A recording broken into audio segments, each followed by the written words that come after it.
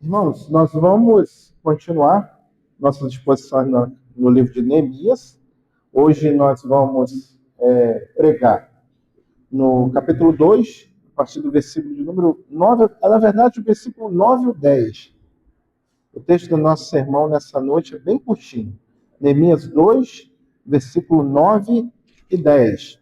E o tema para a nossa meditação nessa noite é o seguinte: quando somos fiéis ao nosso chamado?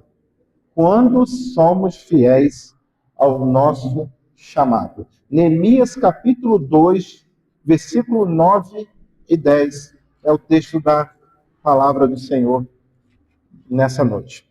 Assim diz essa palavra maravilhosa. Versículo 9.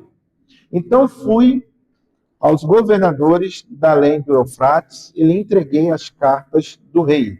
Ora, o rei tinha enviado comigo oficiais do exército e cavaleiros. Disto ficaram sabendo Sambalate, o Oronita, e Tobias, o servo Amonita. E muito lhe desagradou que alguém viesse a procurar o bem dos filhos de Israel. Vamos orar mais uma vez, pedindo ao Senhor que nos ilumine o entendimento da sua palavra.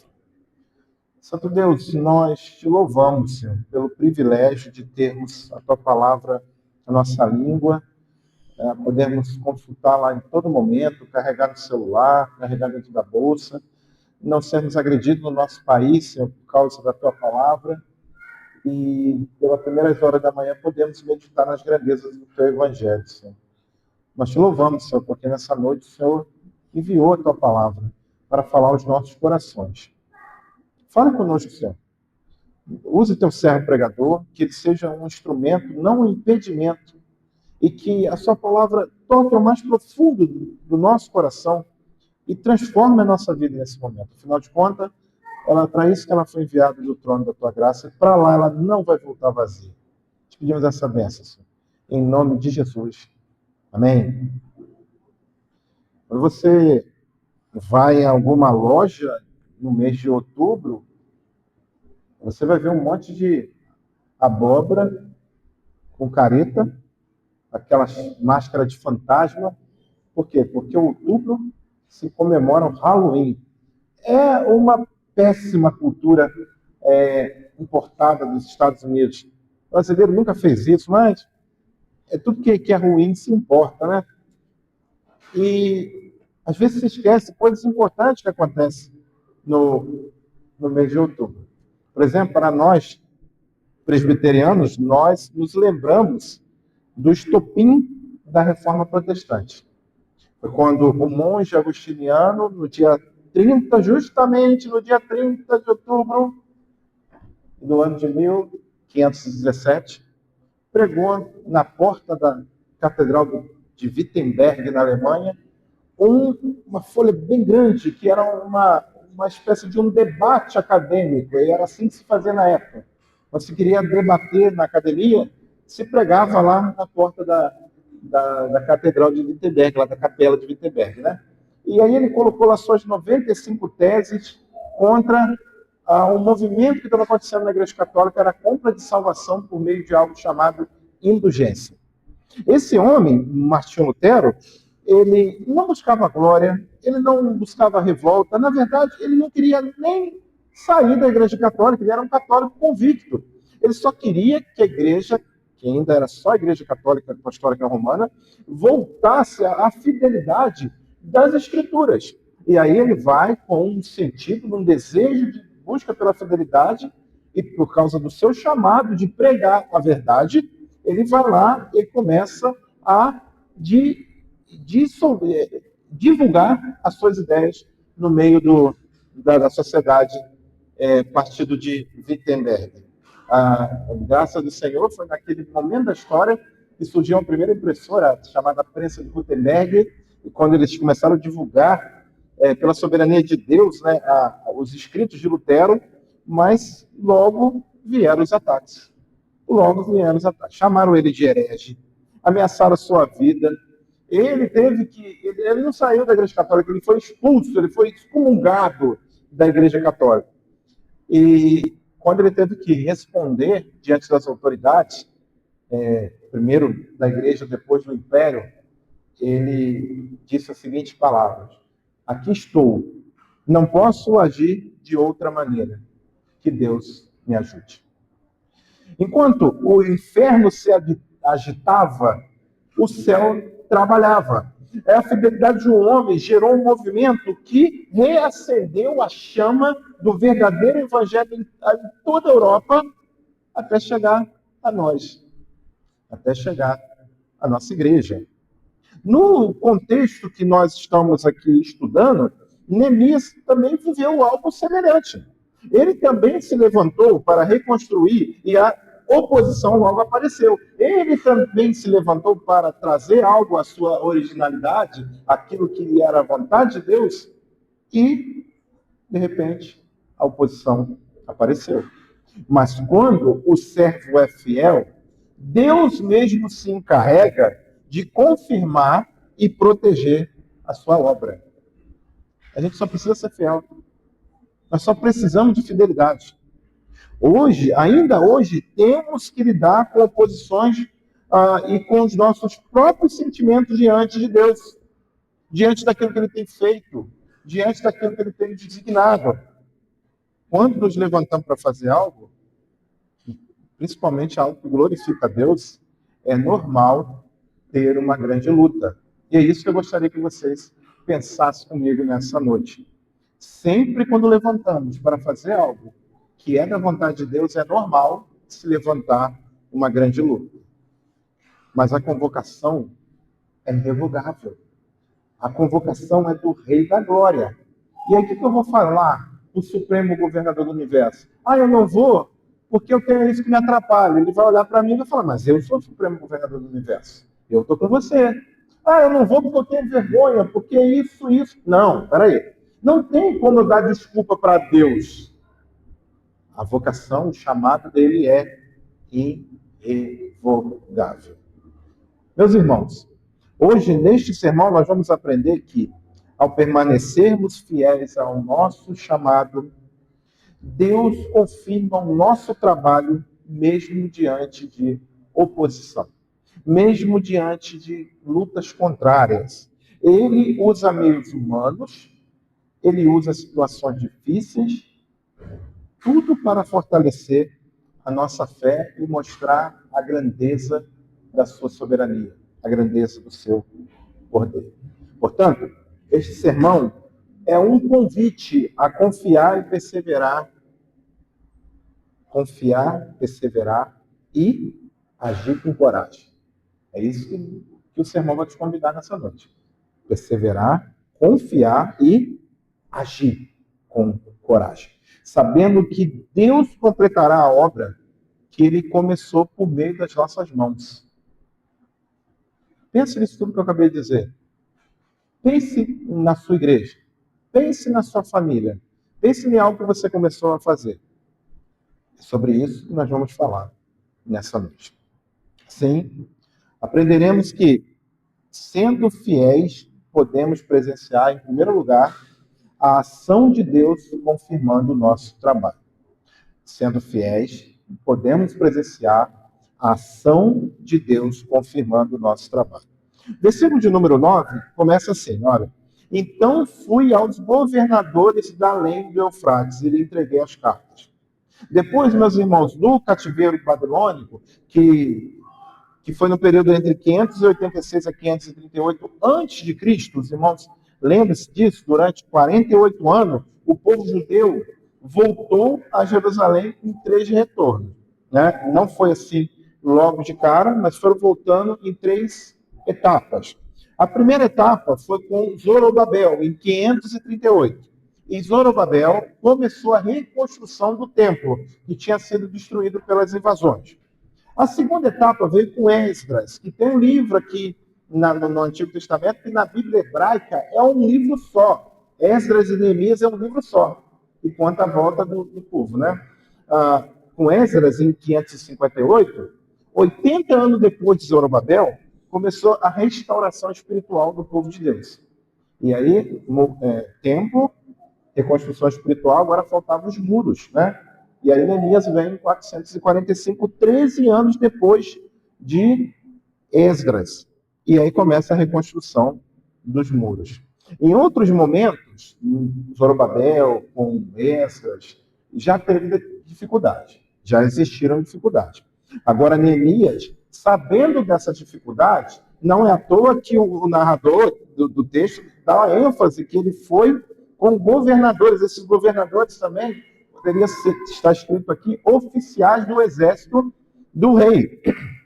Ele foi com escolta, porque ele sabia que existia pessoas já morando ali naquele ambiente, naquela região, que iria trazer dificuldade para o desenvolvimento do trabalho. E aí ele vai com essa escolta e chegou até lá, procurou os governadores da região e entregou a carta que o rei lá onde ele estava, em Suzano, Fortaleza, entregou para ele. O reverendo Hernandes Dias Lopes, comentando esse texto, ele diz assim: Neemias não dispensou os oficiais do exército nem os cavaleiros. A proteção divina não anula a prudência humana. Olha a inteligência de Neemias. Ele acreditou em Deus, mas ele levou a polícia junto. Ué, não vão enfiar lá no meio do zumbeiro sozinho. Levou a polícia.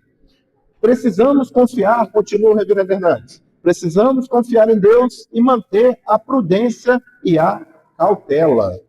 O grande comandante Oliver Cromwell, que venceu os exércitos do rei Carlos I na Inglaterra do século XVII, ensinava seus soldados a orar e manter a pólvora seca.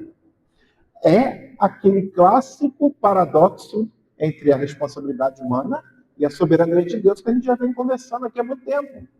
Ele creu em Deus e falou com o rei. Ele creu em Deus e pegou a carta com o rei. Ele creu em Deus e levou a guarda do rei. Nessa jornada, meus irmãos, nós presenciamos Neemias precisando da proteção de Deus. E a proteção de Deus veio por meio do exército. Não é porque tinha um exército que Deus não estava operando. Não é porque a sua doença é curada por meio de medicamento que Deus não está operando. Não é porque o seu problema é resolvido por meio de uma pessoa que não é Deus que está usando a pessoa. É esse entendimento que está implícito nesse pequeno versículo, versículo 9. O reformador de Genebra, João Calvino, nas suas Institutas, ele diz da seguinte forma: Deus é a causa primeira de todas as coisas, mas ele serve de causas secundárias para executar os seus decretos. Olha só. Ele se usa de meios. Deus, ele usa de meios. Se ele quiser, ele não precisa nem estalar o dedo. Não precisa nem pensar. Tudo acontece. Você lembra que na criação ele disse: haja luz e houve luz. Acabou. O sol só foi existir depois. Nem sol existia. Então ele pode fazer tudo pela palavra do seu poder. Mas pela sua providência, ele decide muitas vezes usar o vaso de barro como eu e você. Para a glória dele. Para a honra dele. E para o crescimento do seu povo. O Salmo 104, versículo 14 diz assim: fazes crescer a relva para os animais e as plantas para o serviço do homem, de sorte que da terra tire o seu pão. Ou seja, o lavrador ele conta com o crescimento de Deus, mas ele vai lá e trabalha, ele vai lá e prepara a terra, ele vai lá e lança a semente, ele vai lá e molha a semente, tendo que é Deus que dá o crescimento. Um comentarista do texto de Neemias, chamado Ray Stedman, destaca que Neemias não só estava legitimado pelas autoridades do rei da Pérsia, mas vinha acompanhado dos oficiais do exército. Isso mostra, então, que Deus é que provê os meios e, muitas vezes, de forma que nos surpreendem. Quem era Neemias? Ele era um oficial do rei, mas ele não era um nobre. Ele não era um nobre, ele era da comitiva. Ele era um funcionário. E a polícia do rei foi colocada à disposição daquele homem, surpreendendo muitas vezes as suas expectativas. Diante dessa verdade que eu acabei de afirmar aqui para os irmãos, uma pergunta surge. Se Deus é poderoso dessa forma, de trabalhar por meios, sem meios, e muitas vezes contra os meios, de usar pessoas fracas como eu e você, de usar situações adversas, como as vezes que nós enfrentamos. A pergunta que surge é: por que tememos? Se acreditamos que Deus é poderoso e pode fazer tudo, por que nós ficamos ansiosos? Essa é a pergunta. E a resposta é: porque ainda somos humanos com uma natureza inclinada para o pecado. A Sagrada Escritura, meus irmãos, a Bíblia, afirma que isso pode acontecer. Nós podemos vacilar na nossa fé em alguns momentos, mas que devemos depositar nossa confiança, ou seja, rapidamente voltar a depositar a nossa confiança aos pés do Senhor Jesus. O antídoto para esse problema, o problema da ansiedade, o problema de tentar dominar o futuro, lembre-se sempre que eu falo com você, que a ansiedade é quando nós vivemos no domingo com a cabeça lá na terça-feira. O problema para nós resolvermos, como que nós resolvemos esse problema é crer que Deus é poderoso e que é Ele que sustenta o nosso futuro. Quem é que sustenta o seu futuro? Quem é que prometeu para você assim? Estou contigo todos os dias da tua vida, até a consumação do século. Eis que não te deixarei, nem te desampararei. Quem é? Quem é que prometeu estar com você na hora boa, na hora da tristeza? Traga isso à memória. Traga à memória o poderoso Deus que criou tudo que existe do nada e sustenta tudo pela palavra do seu poder. Entenda, lembre-se sempre que é Ele que promete cuidar de você. Quando nos lembramos que Deus já está no amanhã, porque eu não sei se você sabe, Deus ele não tem calendário, não. Ele não tem agenda, ele não tem dia de semana. Deus ele não usa nem relógio. Você sabia disso? Deus ele não está preso no tempo, gente. Antes de existir tempo, já existia Deus. Deus é o Senhor do tempo. É o Criador do tempo. Deus vive na eternidade. Ele é o Pai da eternidade. Ele criou a eternidade. Então não vem com essa coisa que está demorando, está atrasando. Não, ele não vive no tempo. Ele está acima do tempo. Ele está além das nossas concepções de tempo, de estar demorando, de estar adiantando. Então não pense nisso. Não pense. Ele já está para além do seu amanhã. O seu amor é constante e imutável. O seu coração pode encontrar descanso em um Deus que sabe de toda a sua história. Afinal de contas, é Ele que escreve com a sua própria mão. A ansiedade se enfraquece não quando controlamos o futuro, porque, na verdade, não controlamos. Você sabia disso? Não controlamos. A ansiedade se enfraquece não é quando nós achamos que alguma coisa vai resolver o nosso amanhã. A ansiedade se enfraquece quando nós descansamos o nosso coração naquele que pode controlar o nosso futuro. Em que a tarefa da sua vida, em que tarefa da sua vida você precisa crer na ação de Deus e descansar o seu coração? Eu não posso te responder isso agora. Eu não conheço o seu coração, não leio o seu coração. Mas você pode responder para o seu próprio coração agora. O que você vai fazer essa semana? O que você vai fazer essa semana que você está muito amargurado e que você precisa descansar o seu coração em Deus? Responde para você mesmo, hein? Diante da sua resposta, eu vou te dar um conselho. Faça das palavras do salmista uma realidade para a sua vida. Olha o que o salmista fala. Em paz me deito e logo pego no sono, porque só tu, Senhor, me faz repousar seguro. Você tem alguma coisa para resolver essa semana? Algo que você acha que está difícil e você está perdendo sono? Fala para esse problema as seguintes palavras. Em paz me deito e logo pego no sono, porque só tu, Senhor, me faz repousar seguro. Tá bom? Mas além de presenciarmos a ação de Deus confirmando o nosso trabalho, quando somos fiéis ao nosso chamado, também veremos a oposição dos ímpios resistindo ao avanço do reino. Tá? Nós entendemos, em primeiro lugar, que nós botamos a mão naquilo que é difícil e muitas vezes não sabemos como vai resolver, mas fazemos porque Deus mandou e aí Deus vai lá e resolve. Por isso que nós podemos descansar. Agora, também é verdade que muitos opositores vão levantar para impedir o avanço do reino de Deus, daquilo que Deus nos dá nas mãos para trabalhar, que diz respeito ao seu reino. Olha o que diz o versículo de número 10. Disto ficaram sabendo Sambalate, o Horonita, e Tobias, o servo Amonita, e muitos lhe desagradou que alguém viesse a procurar o bem dos filhos de Israel. O que está acontecendo aqui? Neemias acabou de chegar em Jerusalém, autoridade do rei Artaxerxes, né, o rei da Pérsia, e com as cartas oficiais e com a escolta do rei, e ele também foi nomeado governador. Tá? Isso está escrito no versículo de número 9. Né? Ele foi até os governadores, por quê? Porque ele também era um oficial. E esse ato representava a restauração política e espiritual de Jerusalém. Quem olhava de fora já entendia. Esse camarada está vindo aí para fazer uma restauração política e espiritual em Jerusalém. Algo que despertou hostilidade, descontentamento dos líderes vizinhos.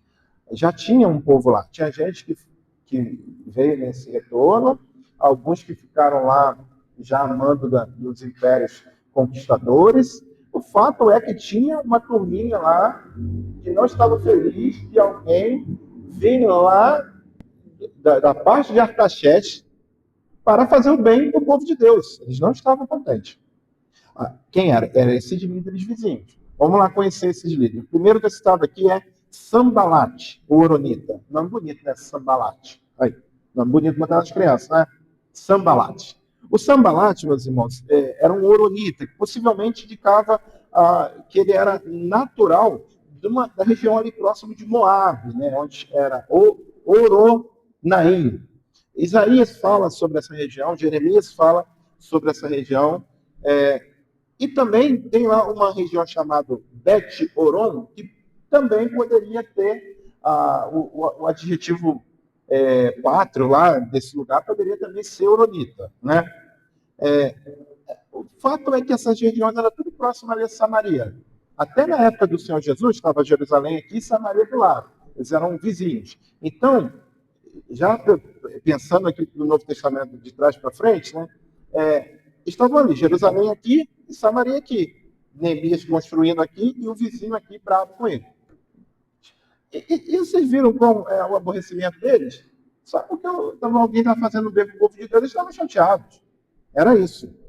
Provavelmente, ele era um samaritano influente. Talvez até governador de Samaria, que estava sob o domínio persa. Então, Samaria era uma colônia persa. E do outro lado estava Jerusalém. Suas ações, as ações de Sambalate, simbolizam a oposição política e religiosa. Nós temos aqui mistura de interesses pagãos, ou seja, vai reconstruir o culto ao Deus verdadeiro, vai atrapalhar o meu culto ao Deus pagão do lado de cá. Então, eles tinham o interesse de Jerusalém continuar destruída. E resistência à restauração do verdadeiro culto. Possivelmente, no sentido religioso, pelo enfraquecimento político, e muitas vezes questões financeiras também, poderia acontecer. Tá? Esse homem não estava lutando para que nada de bom acontecesse com Jerusalém, porque iria atrapalhar os seus planos. Esse é o Sambalate. O Tobias, seu servo, é aqui apresentado como servo amonita. Né? A palavra servo, lá no texto hebraico, Eved, também poderia ser oficial ou funcionário administrativo. Ele participava do governo ali da Samaria junto com o Sambalate. Ele era amonita porque ele pertencia ao povo inimigo histórico de Israel. Inimigo histórico de Israel, os amonitas. No Deuteronômio 23:3 tem o seguinte texto: nenhum amonita ou moabita entrará na Assembleia do Senhor, nem ainda sua 10ª geração entrará na Assembleia do Senhor eternamente. Eles estavam extintos da aliança. Você sabe de onde surgiu os amonitas e os moabitas? Sabe aquela passagem lá que as filhas de Ló se deitam com o pai? É de lá que saiu os amonitas e os moabitas. Esses são os filhos dessas duas meninas de Ló. Ou seja, já nasceram amaldiçoados. Já nasceram fora da aliança. E agora nós temos aqui Tobias, um representante desse pessoal. As ações de Tobias, meus irmãos, representam a oposição infiltrada e diplomática. Eles não iam com raiva, não, eles iam devagarzinho, de forma sutil, diplomática, na base da conversa. Alguém que usa influência política para minar a obra de Deus, jogar uma sementinha da heresia no meio da igreja. É assim que era o trabalho de Tobias. A expressão desagradou, muitos lhe desagradou, no hebraico, ela é muito forte. Significa literalmente ficar grandemente mal-humorado ou sentir o grande desagrado. Isso indica raiva, ressentimento e inveja profunda. A pergunta é, por que eles estavam com tanta raiva? Porque tinha alguém fazendo bem para o povo de Deus. Parece ridículo, né? Mas era isso que estava acontecendo. Esses homens, Sambalat e Tobias, eles são símbolo de oposição, grande oposição contra o avanço do reino de Deus. O texto mostra aqui para nós um contraste de espíritos. Deus movendo o coração de Neemias, né, até aqui no versículo de número 12, né, do capítulo 2, olha o que diz aí no versículo 12. Então à noite me levantei, e uns poucos homens comigo, não declarei ninguém que o Senhor me pusera no coração para eu fazer em Jerusalém. Não havia comigo animal algum, senão que eu montava. Essa expressão, o Senhor pusera no meu coração, dá uma ideia de que Deus estava movimentando o coração de Neemias. E ele vai lá fazer o bem do seu povo. Enquanto isso, enquanto Deus move o coração de Neemias, o diabo está lá movendo o coração dos opositores. Olha o que Paulo fala no versículo 1 e 2 de Efésios capítulo 1. Ele vos deu vida, estando vós mortos nos vossos delitos e pecados, nos quais andaste outrora, segundo o curso deste mundo, segundo o príncipe das potestades do ar, do espírito que agora atua nos filhos da desobediência. É por isso que eu afirmo para vocês que era o próprio diabo que estava movimentando o coração daqueles que estavam indo contra a obra de Deus. É assim. Eu e você, quando não éramos servos de Jesus, nós éramos escravos do diabo. Porque o que atua na vida dos filhos da obediência é o príncipe deste mundo, o potestade do ar, ou seja, o próprio diabo. E aqui, enquanto Deus está levantando Neemias para fazer algo de bom, o diabo está levantando os seus servos também para fazer algo de mal. Todos quantos querem viver piedosamente em Cristo Jesus serão perseguidos. Já dizia Paulo a Timóteo, na sua segunda carta, e ele não enganou ninguém. Ninguém.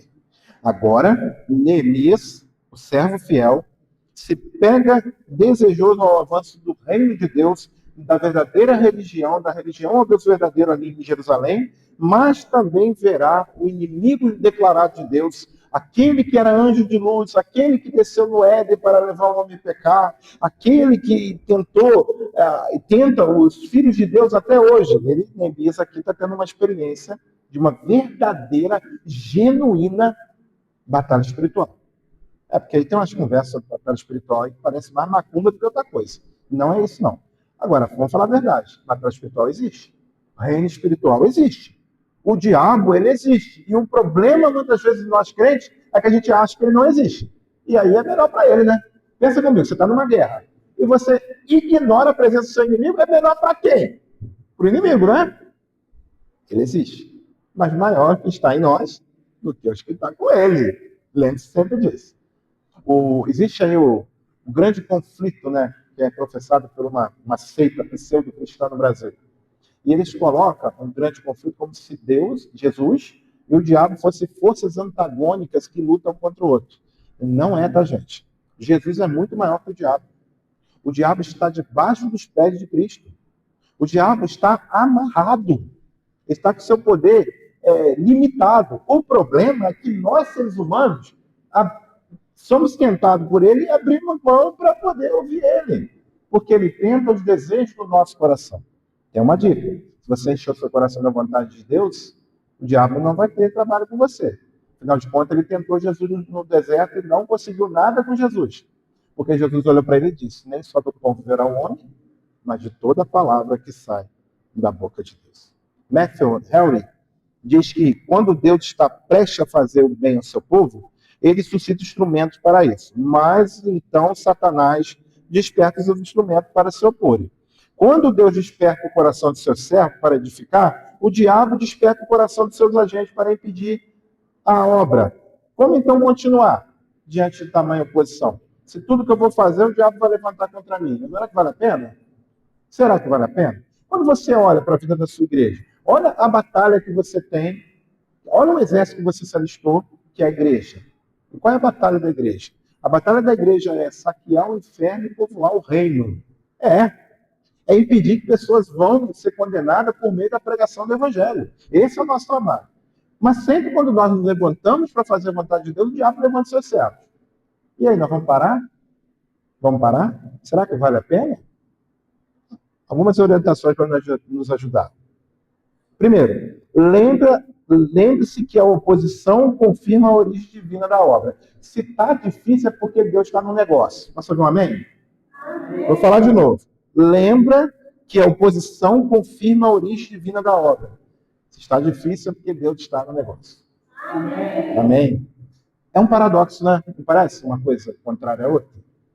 Mas, paradoxalmente, é um sinal de que a obra é de Deus. O diabo, ele não fica satisfeito quando o reino está crescendo. Aí tem uma resistência, mas o domínio dele não pode nos ameaçar. Por quê? Porque quando o reino de Deus vai avançando, vai tomando tudo aquilo que o diabo destruiu. Que a teologia chama de reino parasita. Né? Pensa lá naquele músico que tem no muro, que tem aquele troço verde lá, tomando o muro assim. É assim que é o reino de Deus tomando o reino das trevas. Aonde a igreja chega, chegou o reino. E aonde o reino de Deus chega, aquele lugar é transformado, pessoas são transformadas. O bicho não fica feliz. Não fica feliz. Em Neemias, nós vemos, meus irmãos, a oposição começou exatamente quando a obra começou. Já chegou a comitiva, eles viram que aquilo ali era real. Eles começaram a ficar ouriçados. Passos concretos começaram a ser dados para a reconstrução dos muros de Jerusalém. Os inimigos ficaram bravos. Ou seja, a resistência muitas vezes é a confirmação de que estamos no caminho certo. Bom, está fácil demais? Foge. Não existe almoço grátis. Já ouviu essa expressão? Está muito fácil, corre. Tem um negócio errado aí. Mas se existe oposição, isso pode ser confirmação de que estamos no caminho certo. O príncipe dos pregadores, Charles Haddon Spurgeon, dizia que o ruído do inferno é a música de fundo do céu trabalhando. Olha que coisa linda, né? Coisa linda demais. O inferno não fica feliz quando o céu está trabalhando. Então, o que nós devemos fazer? Manter o foco na soberania de Deus, não na fúria dos nossos inimigos. Ficou difícil? A gente às vezes tem esse problema. A gente dá mais ênfase ao problema do que o Deus que resolve o problema. Né? Não, deixa a fúria dos inimigos para lá e vamos dar ênfase ao que Deus está fazendo. A nossa teologia ensina que Deus é soberano não apenas sobre o bem, mas também sobre o mal em sua permissão. Só acontece mal se Deus permitir. E ele não perde o controle do mal. Não perde. Às vezes, eu já vi muito isso morando em sítio. A pessoa quer fazer lá uma queimada para poder dar uma limpeza no terreno. Né? Bartolomeu sabe disso, né?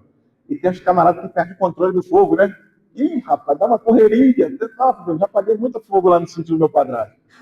Deus, muitas vezes, ele permite o mal, como o fogo pegando, com um propósito. Né? Mas ele não perde o controle do mal. Ele tem tudo nas suas regras aqui. No momento que ele quer, ele abafa aquilo tudo, o nome dele é glorificado e nós saímos mais fortes daquela situação.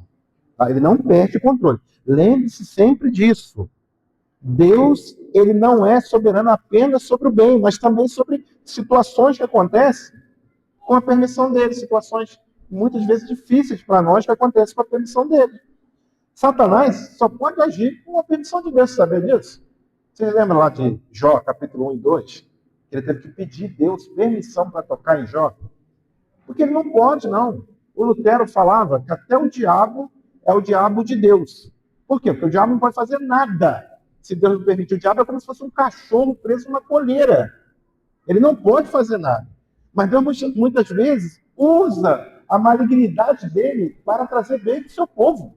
Porque Deus não perde o controle, Deus ele aproveita tudo. Até o mal que acontece contra nós, ele transforma aquele em bênção. Tá? Não pensa assim, às vezes eu olho e falo, por que Deus deixou isso? Por que Deus deixou isso acontecer? Deus ele aproveita tudo, até coisas que nós olhamos e achamos que é mal. Aos olhos dele, lembra? Ele está muito além da gente. Às vezes nós julgamos o que é certo e errado pela nossa concepção humana. Deus é santo. Ele sabe o que ele está fazendo. Assim, até a oposição acaba servindo os propósitos divinos. Até as dificuldades, até pessoas que estão contra nós, acabam servindo propósitos divinos. O Senhor faz tudo para o seu propósito, até o ímpio para o dia do mal, escreveu Salomão no Provérbio 16, versículo 4. Quando Neemias enfrentou zombaria, ele não respondeu na mesma moeda, ele orou. Um texto bonito aqui, ele orando a partir do capítulo 4, versículo 4 e 5, né? E continuou trabalhando. Lá no capítulo 4 diz que ele tinha lá correndo risco de morte, né? De vida ninguém corre risco, não. A gente corre risco de morrer, né? Ele correndo risco de morrer, ele trabalhou com a ferramenta na mão, com a espada na outra. Também não vai dar bobeira, né, para os inimigos, né? Estava lá armado. Mas ele não parou o trabalho dele. Não parou o trabalho dele. Ele continuou trabalhando, com a ferramenta na mão, a espada na outra, porque ele sabia. Conforme ele disse, né? O Deus dos céus é quem nos fará prosperar. Conforme ele disse aqui no capítulo 2, versículo de número 20. O Deus dos céus é quem nos fará prosperar. Portanto, continuar, meus irmãos, é um ato de fé. E eu estou falando isso diante dessa dificuldade que você está enfrentando. Continuar é um ato de fé. Não de forçar.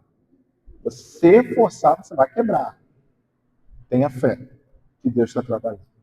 Não lutamos porque é fácil. Nós lutamos porque Deus é digno da obra e Ele mesmo sustenta os seus servos. Tá? Nós não lutamos porque nós temos capacidade. Nós lutamos porque nós confiamos em Deus. Confiar que Deus usa a oposição para purificar e fortalecer os seus é entender que toda resistência revela onde está a nossa confiança. Quem que você está confiando agora? Que você está passando esse aperto? Toda resistência revela em quem está a nossa confiança. Quando somos atacados, Deus nos leva a depender dele mais e menos de nós. Deus nos leva a confiar mais no poder dele do que nas nossas habilidades. Deus nos leva a confiar mais no que ele pode fazer do que aquilo que nós achamos que podemos fazer. A oposição, portanto, é um instrumento para a nossa santificação, para nos levar para mais próximo de Deus, para nos levar a ser mais parecido com o Senhor Jesus. O puritano John Owen, ele dizia que a pressão faz crescer a oração, aprofunda a fé e amadurece o caráter. Portanto, continuar diante da oposição, meus irmãos, é continuar crendo que o mesmo Deus que começou a boa obra, como Paulo diz aos Filipenses, ele vai terminar. Não desanime, meus irmãos. Não desanime. Jesus Cristo está contigo. Está difícil. Eu sei que está difícil. Mas essa dificuldade é um sinal de que você está no caminho certo, no caminho que Deus quer. Você teria que desconfiar se tivesse fácil demais. A oposição não é o fim da história. A dificuldade não vai ser o seu fim. Tá bom? A oposição é o pano de fundo sobre o qual Deus mostrará a sua fidelidade. Sabe? Aquela pintura bonita que nós precisamos preparar para poder preparar a tela para desenhar em cima.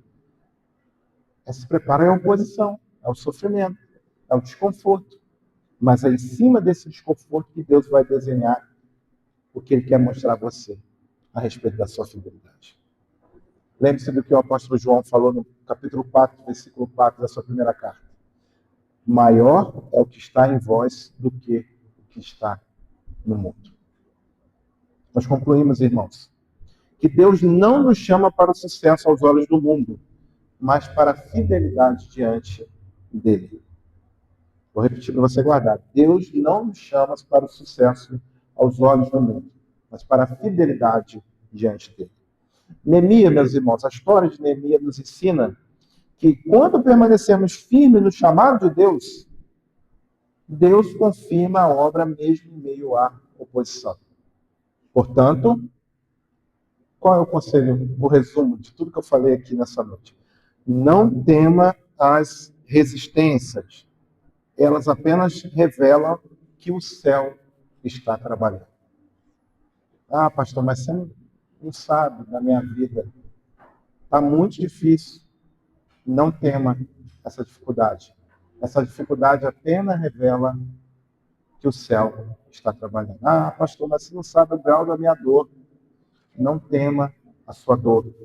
Essa dor apenas revela que os céus estão trabalhando. Continue fiel, tá? Continue confiando no Senhor e veja a graça dele te sustentando e te completando a cada dia. O que ele começou na sua vida não vai ficar no meio do caminho. De vez em quando a gente passa pela cidade, a gente vê um monte de construção abandonada, com placa de venda. Parece que a pessoa começou a construir e não teve dinheiro para terminar sua construção. E isso pode acontecer muito, por várias circunstâncias. Mas isso não vai acontecer com o que Deus começou na sua vida, não, tá? A obra que ele começou na sua vida, ele vai terminar. Cabe a você ser fiel e confiar nele. Que ele assim nos abençoe. Amém.